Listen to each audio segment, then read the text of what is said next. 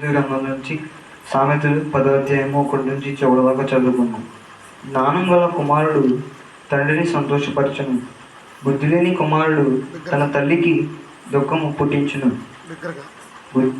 భక్తిహీనుల ధనము వారికి లాభకరము కాదు. నీతి మరణం నుండి రక్షించును, యెహోవా నీతిమంతుని ఆకలి గొననీయడు. భక్తిహీనుని ఆశ భంగము చేయును, బద్ధకముగా పనిచేయువాడు దరిద్రుడుగును. శ్రద్ధ గలవాడు ఐశ్వర్యవంతుడగును.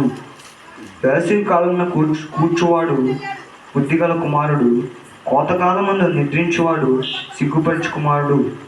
నీతిమంతుని తల మీదకి ఆశీర్వాదములు వచ్చును, బలాత్కారము భక్తిహీనుని నోరు మూసివేయును.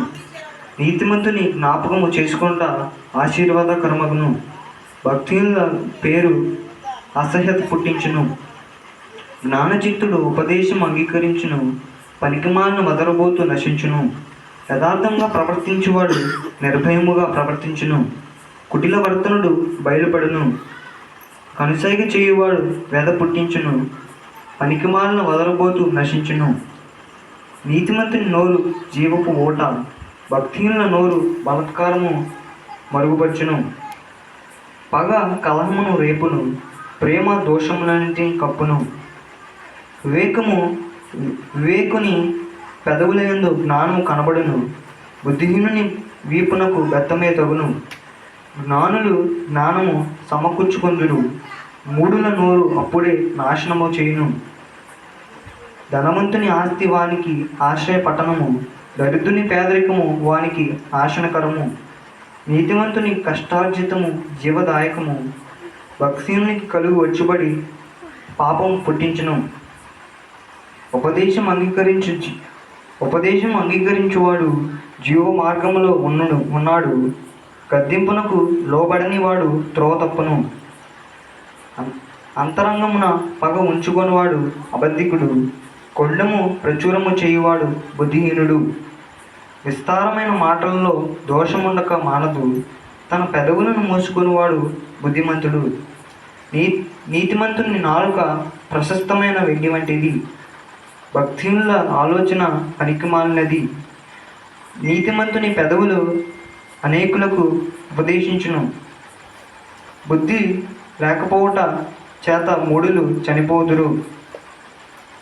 యెహోవా ఆశీర్వాదము ఐశ్వర్యమిచ్చును, నరుల కష్టము చేత ఆ ఆశీర్వాదము ఎక్కువ కాదు. చెడు పనులు చేయుట బుద్ధిహీనునికి ఆటగా ఉన్నది, వివేకికి జ్ఞాన పరిశ్రమ చేయుట అటిదే. బుద్ధిహీనుడు దేనికి భయపడునో అదే వాని మీదికి వచ్చును, నీతిమంతులు ఆశించినది వారికి దొరుకును.